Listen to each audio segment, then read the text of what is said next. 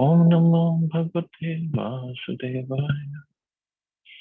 Narayana Namaskritya Naram Chaiva Narottamam Devim Saraswatim Vyasam Tato Jayamudire Nashtrayeshu Bhadreshu Nityam Bhagavata Sevaya Bhagavati Uttam Shloke Bhaktir Bhakti Naishtaki. So continuing with the discussion on Srimad Bhagavatam, Canto 5, today we are starting in chapter 25, the glories of Lord Ananta. Text number 1 onwards.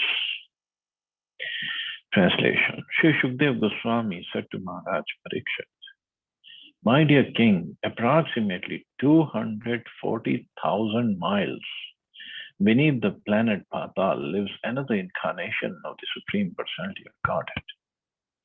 He is the expansion of Lord Vishnu, known as Lord Ananta or Lord Sankarshan. He is always in the transcendental position, but because he is worshipped by Lord Shiva, the deity of Tamoguna or darkness, he is sometimes called Tamasi. Lord Ananta is the predominating deity of the material mode of ignorance, as well as the false ego of all conditioned souls. When a conditioned living being thinks, I am the enjoyer and this world is meant to be enjoyed by me, this conception of life is dictated to him by Sankarshan. Thus, the mundane conditioned soul thinks himself the Supreme Lord. And this is pretty much all of us think like that. So this is dictated to us by Sankarshan.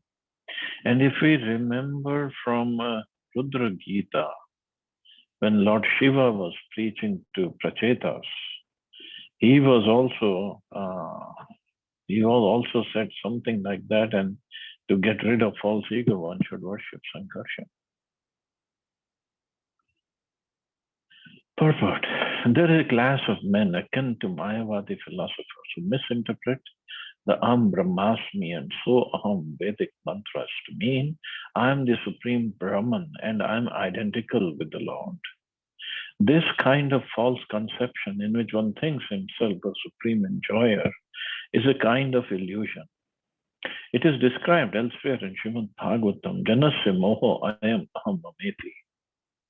As explained in the above words, Lord Sankarshan is a predominating deity of this false conception.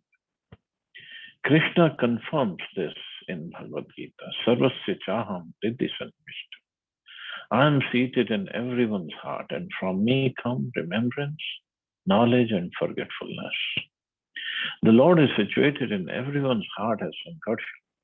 And when a demon thinks himself one with the Supreme Lord, the Lord keeps him in that darkness. Although such a demoniac living entity is only an insignificant part of the Supreme Lord, he forgets his true position and thinks he is the Supreme Lord. Because this forgetfulness is created by Sankarshan, he is sometimes called Tamasi. The name Tamasi does not indicate that he has a material body. He is always transcendental, but because he is a super soul of Lord Shiva, who must perform tamasic activities, Sankarshan is sometimes called Tamasi. So different features of the Lord, different expansions of the Lord have different responsibilities or duties in the material world. So Sankarshan, Lord Sankarshan, he performs this duty of being the predominating deity of the false ego. So it is said that, as I said in Rudra Gita, it was mentioned, if you want to get rid of false ego, one should worship Sankarshan. But we want to go beyond just getting rid of false ego. And since we are worshipping Krishna himself, the Supreme Lord, who is the source of everything, then by this Hare Krishna Mahamantra, so this contains the whole Vedic knowledge. This Hare Krishna Mahamantra actually contains everything. The knowledge, the prayer, how to get out of this material world. Just like the Vedic knowledge has basically three components: Sambandha, Avideya, Prayojan. Sambandha means it teaches us what's our relationship with the Supreme Lord. And then Abhideya, how to revive that relationship, that is devotional service. And Prayojan. Prayojan is to the final ultimate goal. So Prayojan is to attain Krishna Prem. That's the ultimate Prayojan in all the Vedas. So this Hare Krishna Maha Mantra contains everything, all three in one. And on top of it, it gets, by chanting this Maha Mantra, one gets a mercy of the Lord, Lord Chaitanya, all the acharyas. So we don't need to separately worship even Lord Sankarshan. Text 2. Shukdev Goswami continued, this great universe situated on one of Lord Anantadeva's thousands of hoods appears just like a white mustard seed. It is infinitesimal compared to the hood of Lord Ananta. Just like a white mustard seed. Even if we keep it on our hand, on our palm, how big it is compared to the palm. And just imagine the hoods of Lord Anantadeva. And one mustard seed on that hood. So that is a position of a universe, this great universe.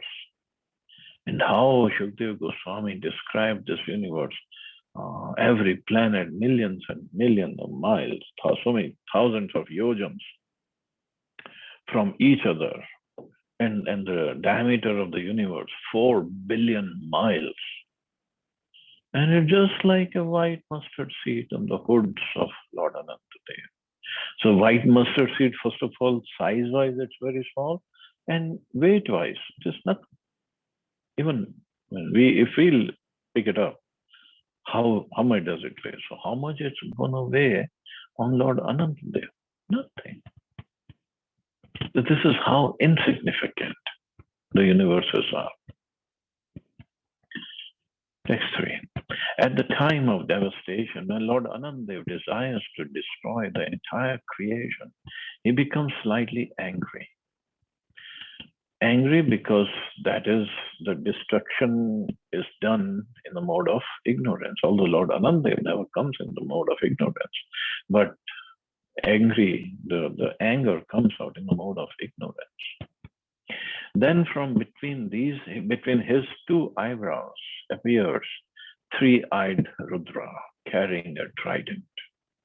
This Rudra, who's known as Sankarshan, is the embodiment of the 11 Rudras, or incarnations of Lord Shiva. He appears in order to devastate the entire creation. In each creation, the living entities are given a chance to close their business as conditioned souls. When they misuse the opportunity and do not go back to God, Lord Sankarshan becomes angry. The 11 Rudras, expansions of Lord Shiva, come out of Lord Sankarshan's eyebrows due to his angry mood, and all of them together devastate the entire creation. And they are really, really angry to devastate the entire creation. I mean, even in India, like we know, all this Gunda elements, they come out at the time of destruction or disturbance. So they come out, so throughout the year or whenever they are being nourished by whoever, politicians or whoever, and when it is time to create some chaos or some destruction, so then they let them out. And so basically they get this mood of Sankarshan, of destruction, the ignorance, they're angry and they break down things and they burn the buses or burn the buildings and kill people, do all sorts of destruction. Text 4. The pink, transparent toenails on the Lord's lotus feet are exactly like valuable gems polished to a mirror finish.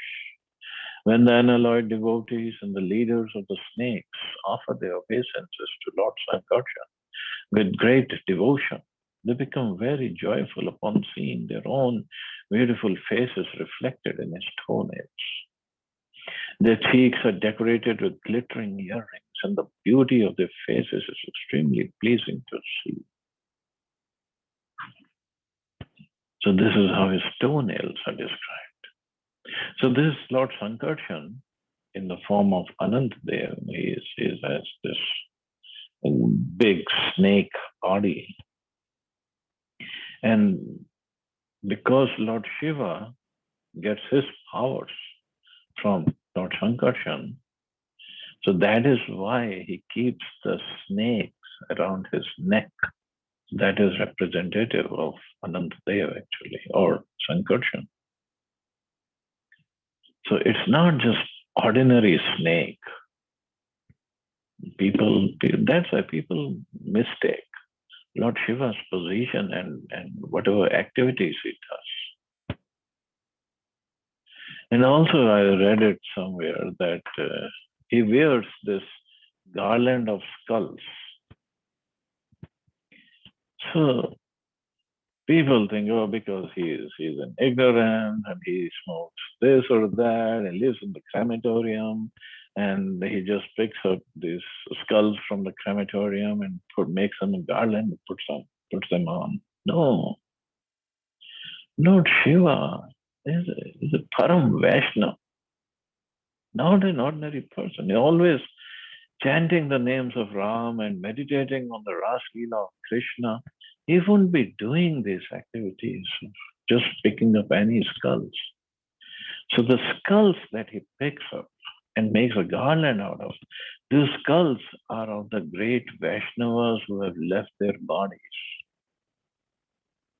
Because he wants to respect and associate with those Vaishnavas in the skull form. Of course, those who don't know, they make this mistake of misunderstanding him, and of course, when he wears the skulls and the snake around his neck, then he can give association to all these ghosts and all these low creatures. So because if he's wearing skulls, then these kind of creatures, they feel very comfortable in approaching Lord Shiva. So he does that to give them this so that they feel comfortable in approaching and taking shelter of lotus feet of Lord Shiva. But those skulls are not ordinary skulls. And similarly here, Lord Sankarshan, his forms, his expansion as Anantadev, so snake. And that is also one of the reasons, because Sankarshan or Anantadev is ultimately expansion of Balramji. Of course, it's expansion of Krishna, but they all come from Balramji.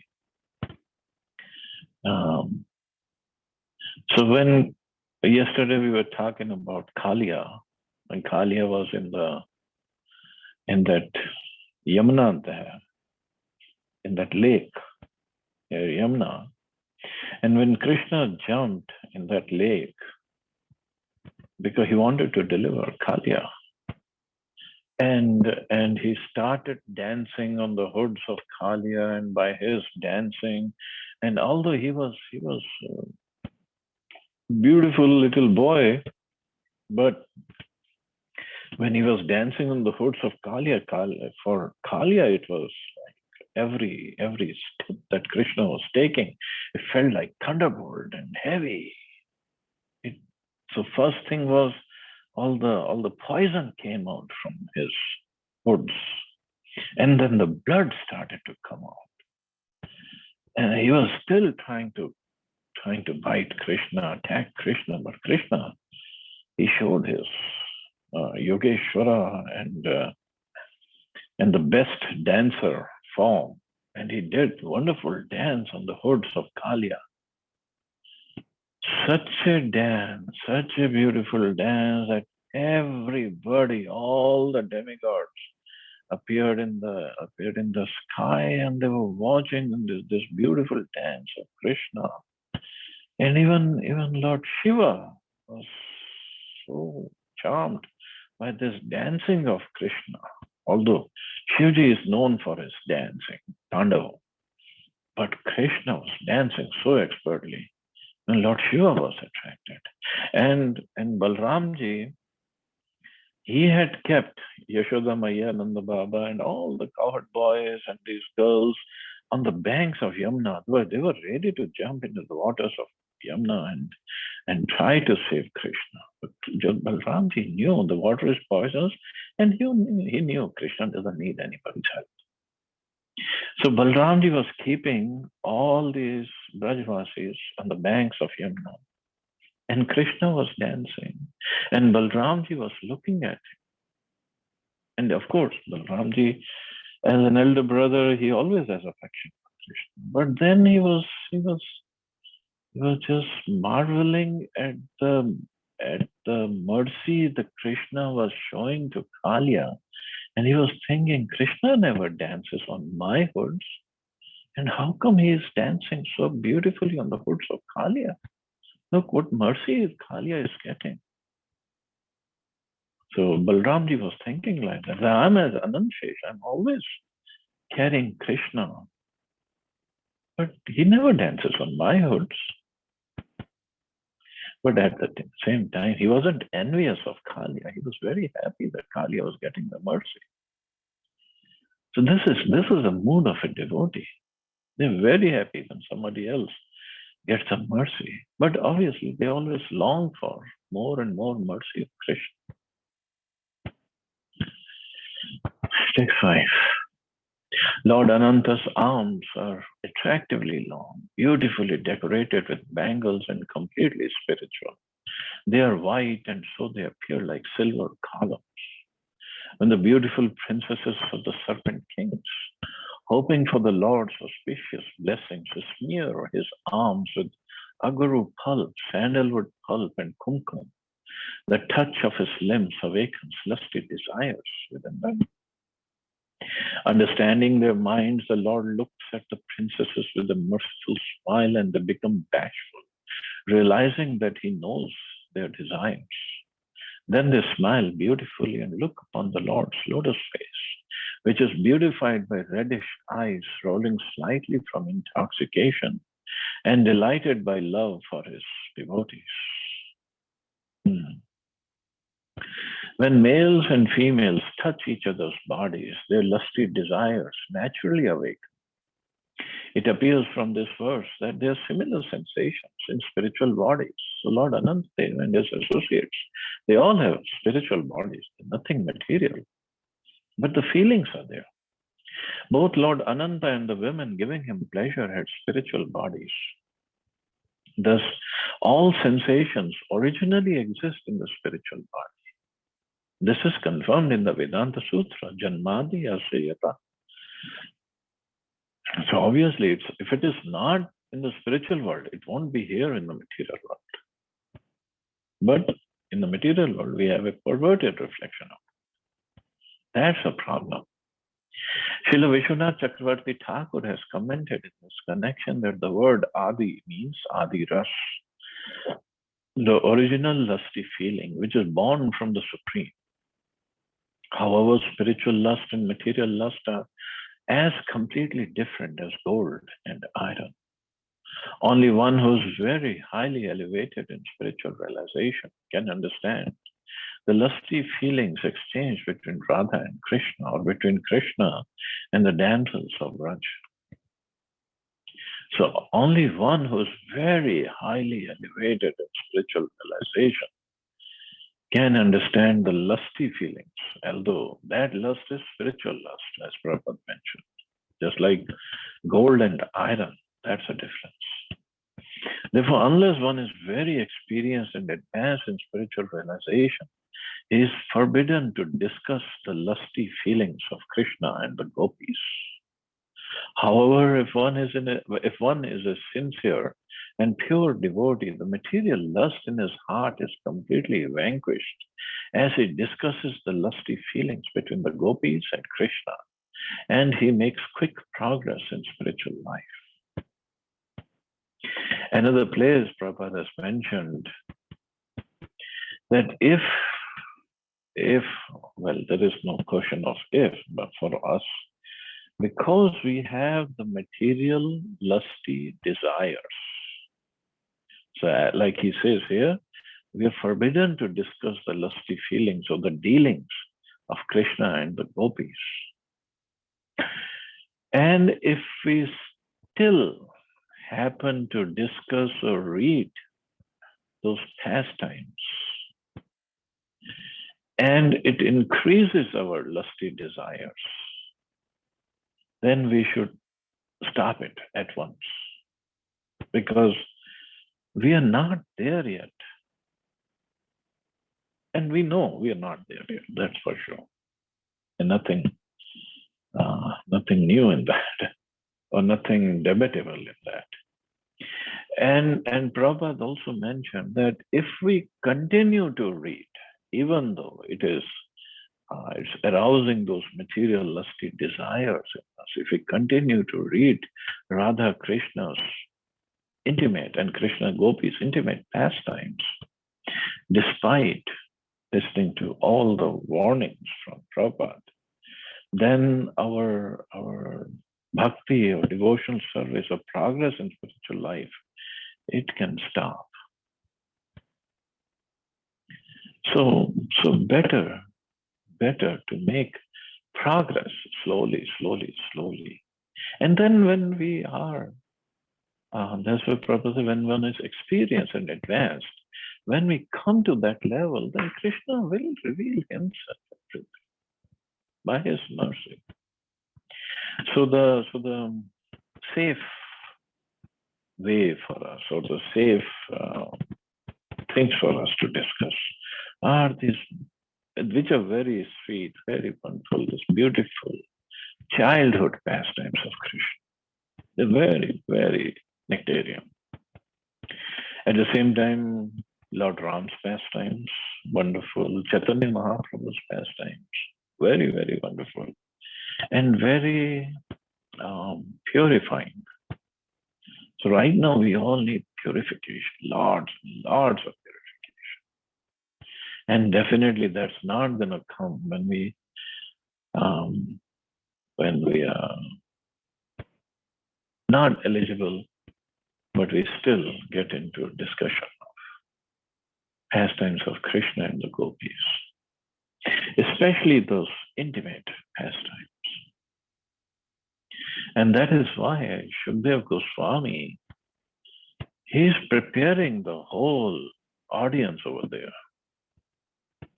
Yeah, I mean, look how much he described the universe, the description, how he described the universe, all the planets and how far they are and this and that.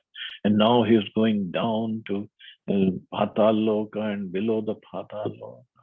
He's preparing everybody there, because he knew that they are not ready to digest Krishna's pastimes with the gopis.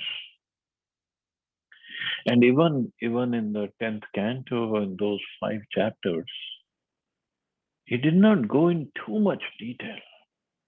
He did not. Because of our unqualifications, not qualified. 6 Goswamis, they went into some details. But the idea is one should, as Prabhupada said, one should start from Bhagavad Gita, then Bhagavatam, then Chaitanya Charitamrita, then Nectar of Devotion. And hopefully, if in one lifetime, if we cover all these wonderful books properly, then there are chances we can study and discuss 6 Goswamis literature. Otherwise, for us to go back home, back to the spiritual world, these books are enough, whatever Prabhupada has given. Text 6. Lord Sankarshan is the ocean of unlimited spiritual qualities, and thus he is known as Ananta Deva. He is non-different from the Supreme Personality of Godhead for the welfare of all living entities within this material world. He resides in his abode, restraining his anger and intolerance. Anandeva's main mission is to dissolve this material creation, but he checks his anger and intolerance. This material world is created to give the conditioned souls another chance to go back home, back to Godhead. But most of them do not take advantage of this facility. After the creation, they again exercise their old propensity for lording it over the material world. These activities of the conditioned souls anger Anantadeva, and he desires to destroy the entire material world. Yet, because he is the Supreme Personality of Godhead, he is kind towards us and checks his anger and intolerance. Only at certain times does he express his anger and destroy the material world. So one he destroys partly at every evening of Brahmaji. So from lower planets to Earth to up to Swarga planet, he destroys everything every evening of Brahmaji. So because we are so fools, we don't understand what are we here for. Text 7. Shukdev Goswami continued. The demigods, the demons, the Urgas, serpentine demigods, the Siddhas, the Gandharvas, the Vidyadhars, and many highly elevated sages constantly offer prayers to the Lord. Because he is intoxicated, the Lord looks bewildered, and his eyes, appearing like flowers in full bloom, move to and fro. He pleases his personal associates, the heads of the demigods, by the sweet vibrations emanating from his mouth. Dressed in bluish garments and wearing a single earring, he holds a plow on his back with his two beautiful and well-constructed hands. Appearing as white as the heavenly King Indra, he wears a golden belt around his waist and a Vajanti garland of ever-fresh tulsi blossoms around his neck. Bees intoxicated by the honey-like fragrance of the tulsi flowers hum very sweetly around the garland, which thus becomes more and more beautiful. In this way, the Lord enjoys his very magnanimous pastimes. So here appears the beauty of the Lord, Lord Sankarshan, the Lord Anant. Text 8.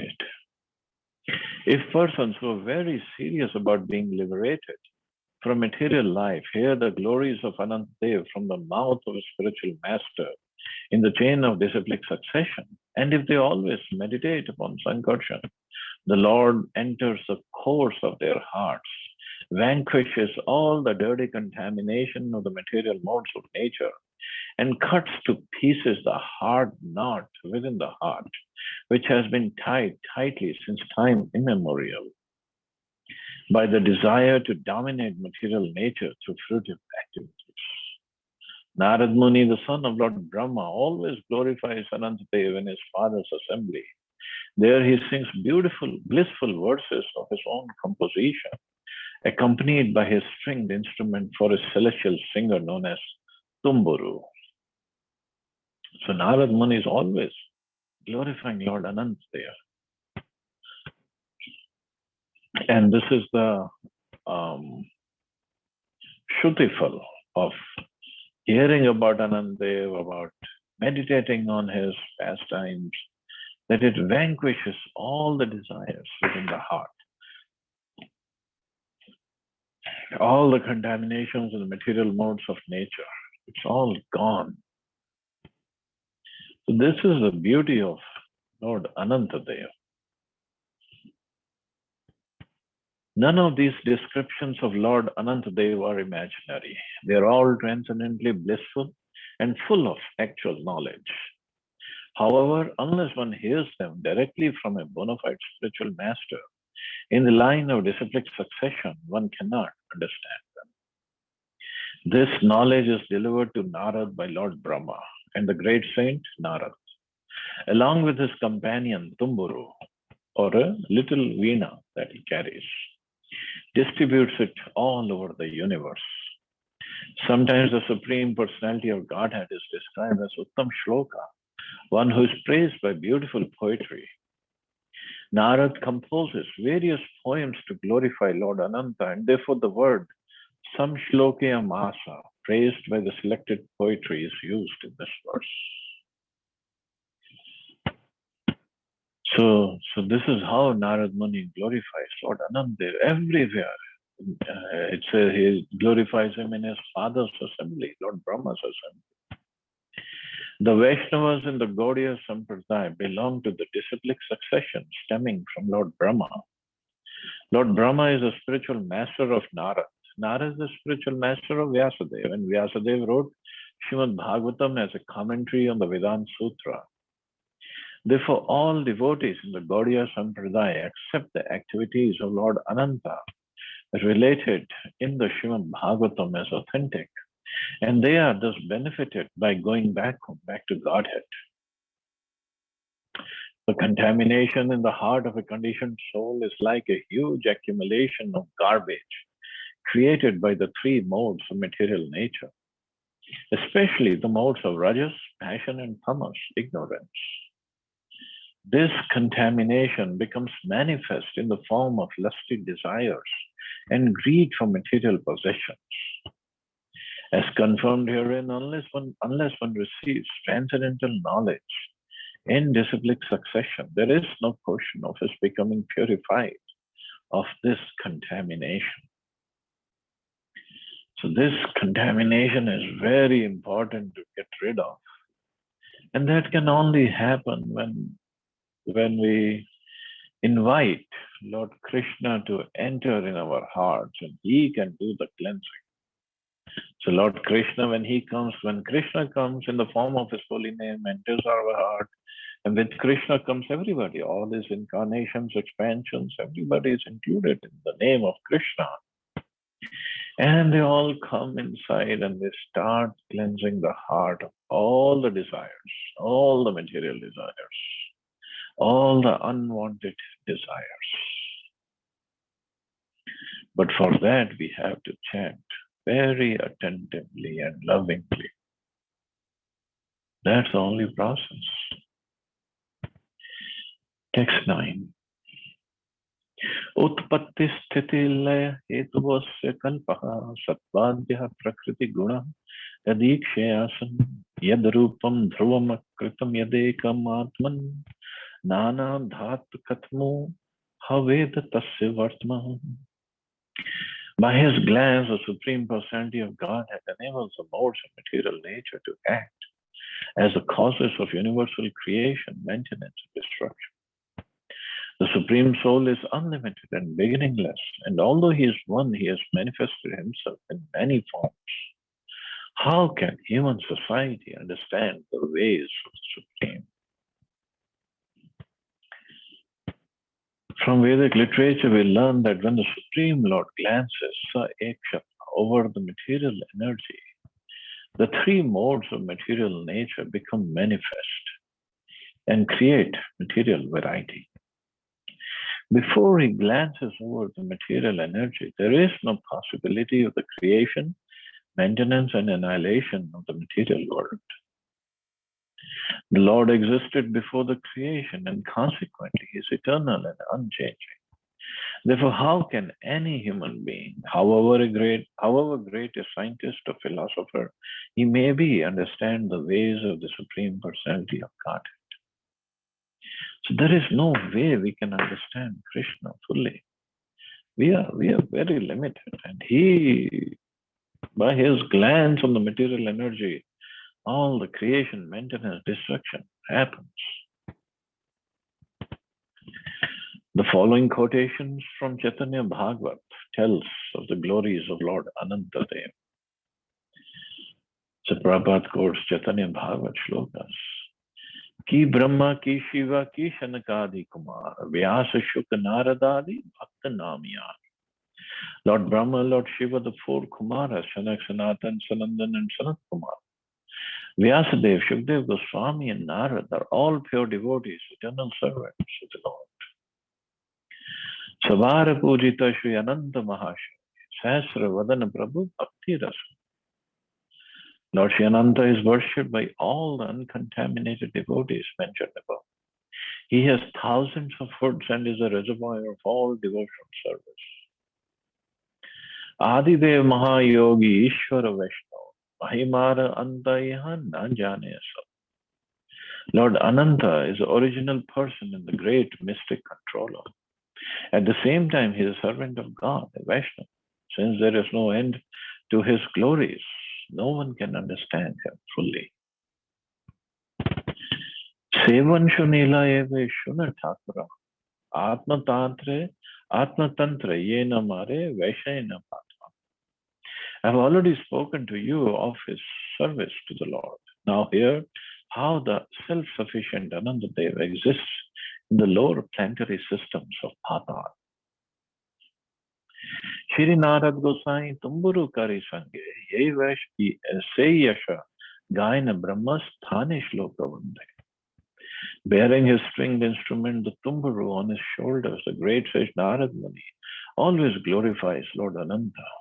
Narad Muni has composed many transcendental verses in praise of the Lord. Srishti Sthiti Pralay Sattadi Yatagun Syara Drishti Pate Haya Yaya Puna Puna. Simply due to the glances of Lord Ananta, the three material modes of nature interact and produce creation, maintenance, and annihilation. These modes of nature appear again and again. Means in every creation they appear.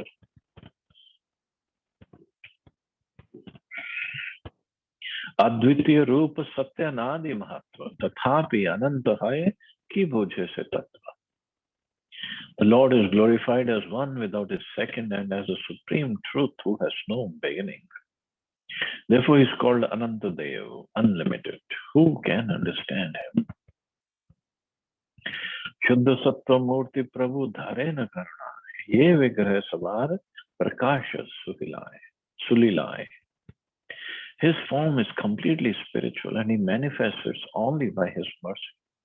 All the activities in this material world are conducted only in his form. Yahara Taranga Sikhi Simha Mahavali Nija Jana Manoranje Haya Kuru Kutuhali. He is very powerful and always prepared to please his personal associates and devotees. Ye Ananta Namera Shravana Sankirtane Yete Mate Kene Ahi Bole Yete Jani Ashesha Janmera Gandha Chinde Sei Kshane Ateva Vaishnavna Chade Kabutane. If we simply try to engage in the congregation chanting of the glories of Lord Anantadev, the dirty things in our hearts accumulated during many births will immediately be washed. Therefore, a Vaishnava never loses an opportunity to glorify Anantadev. Shesha Bhai Sansare Gati Nahiya Anantera Name Sarve Jivera Uddha. Lord Anantadev is known as Shesha, the unlimited end. Shesha. So Shesha means everything that is left. That is Shesha.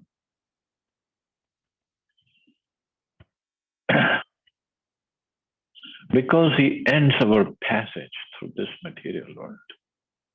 Simply by chanting his glories, everyone can be liberated. Ananta Prithvi Giri Samudra Sahite Ye Prabhu Dharena Gire Palana Karita. On his hand, Anantadev sustains the entire universe with its millions of planets containing enormous oceans and mountains. Sahasra Fanara Eka Fane Bindu Yena. Ananta Vikramna Janena Achehena. He is so large and powerful that this universe rests on one of his hoods, just like a drop of water. He does not even know where it is. Sahasra Vadane Krishna Yash Nirantar. Gaite Aichena Adi Deva Mahidhar. While bearing the universe on one of its hoods, one of his hoods, Anantadev chants the glories of Krishna with each of his thousands of mouths. This is his service. He is chanting the glories of Krishna with each of his thousands of mouths. And he is Anantadev. So next shloka says, Gaina Ananta Shri Yashera Nahi Anta, Jai Bhanga Nahi Karu, Dohe Balvanta. Although he has been chanting the glories of Lord Krishna since time immemorial, he has not still come to their end. So he is Ananta, Anantadev, right? So Ananta means, it says thousands of hoods, but they are unlimited hoods. And since time immemorial, he has been chanting the glories of Krishna with all his hoods, and he has not come to the end. And I feel sorry for those people who say they know Krishna.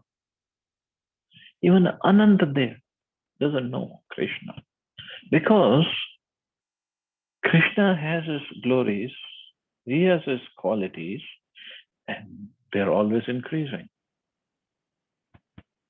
Hari Ananta, Hari Katha Ananta. Even Anantadev cannot describe all of them. This is the beauty of Supreme. Adhyapiha Shesha Deva Sahasra Shri Mukhe Gayana Chaitanya Yash Anta Nahi Dikhe.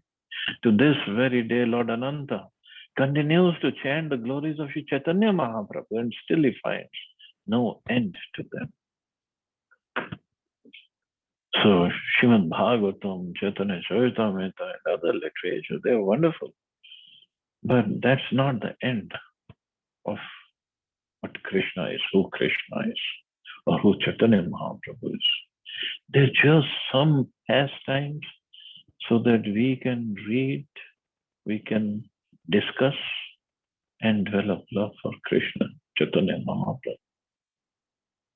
Unlimited pastimes, unlimited qualities, unlimited glories, unlimited beauty. That is spiritual love. And as I said, when Krishna comes to perform his pastimes, so Krishna had appeared in Mathura, and Nanda Baba, not Nanda Baba, Vasudevji was taking him to Gokul. So Anant Shesha, he wanted to do his service. Indra was doing his service by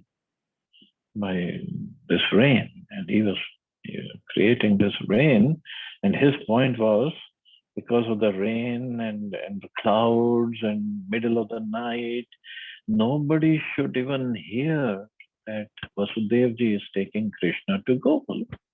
All the Mathuravasis should be inside their homes because it is raining. Even the street dogs were not outside. Otherwise, they would have started barking if they'd seen Vasudevji in the middle of the night. So Indra was producing so much of rain. But now Vasudevji was getting little afraid of going in that rain and carrying Krishna in that basket. So now Anantadev came over there. Everybody wants to serve Krishna. So he spread his hoods on top of Vasudevji and Krishna so that the rain won't fall on them. And he was walking behind Vasudevji. So because if Vasudevji had seen a huge snake walking next to him, he would have gotten scared. What is this happening? So he was walking behind and very quietly without making any noise. But rain wasn't falling on Krishna or Vasudevji. So this is how they came to Yamuna, and then some demigods came in the form of jackals to show where to enter Yamuna, because Yamuna was full of water. But actually that water was love for Krishna, and even she could not contain that love, because Krishna was going to enter her waters. So even she could not contain her ecstatic feelings, and that showed up as flood in Yamuna. And Vasudevji didn't understand this her ecstatic feelings, so he wanted to know where to cross Yamunaji from. So demigods came in the form of jackals to show him. And then Vasudevji got the indication, but Anandev was still behind him. And then Vasudevji entered Yamuna, and Yamuna became more ecstatic. Krishna has come. And then she was coming up and up towards the face of Vasudevji, and Vasudevji was almost going to drown, but Anandev was there on top, and he was protecting Vasudevji, but still so much of water of Yamuna, and that was her ecstatic love. Finally, Krishna just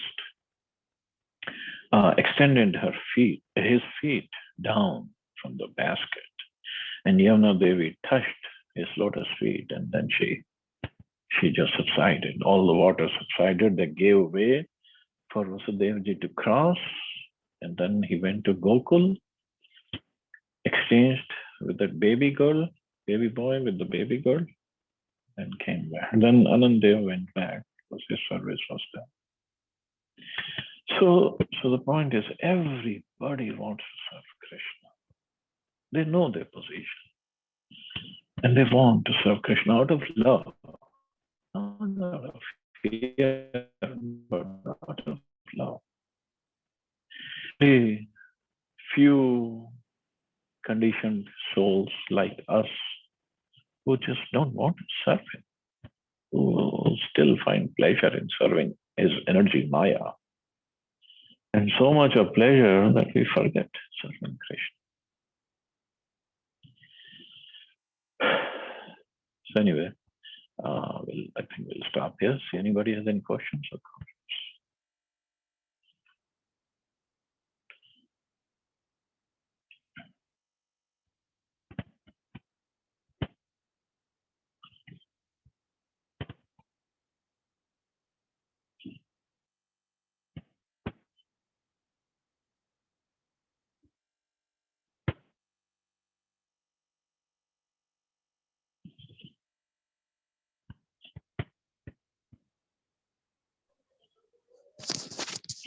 हरे कृष्ण प्रभु जी। हरे कृष्ण माता।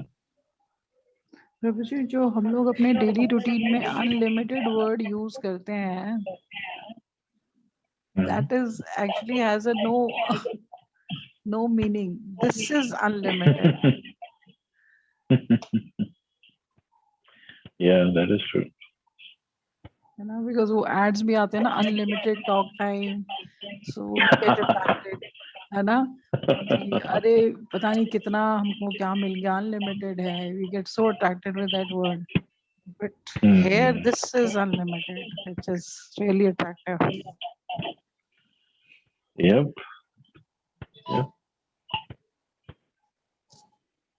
Beautiful, Prabhuji. Yeah, thank you, Mata. That's the glories of Lord Anand. Yes.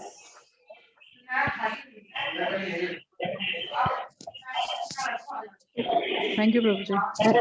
Thank you, Mata. Chalo, we'll start. Hare Krishna. Thank you very We'll much, stop Prabhuji. here. You all have Hare received. Jai Hare Srila Krishna. Prabhupada. Jai Srila Prabhupada. Thank you, Prabhuji.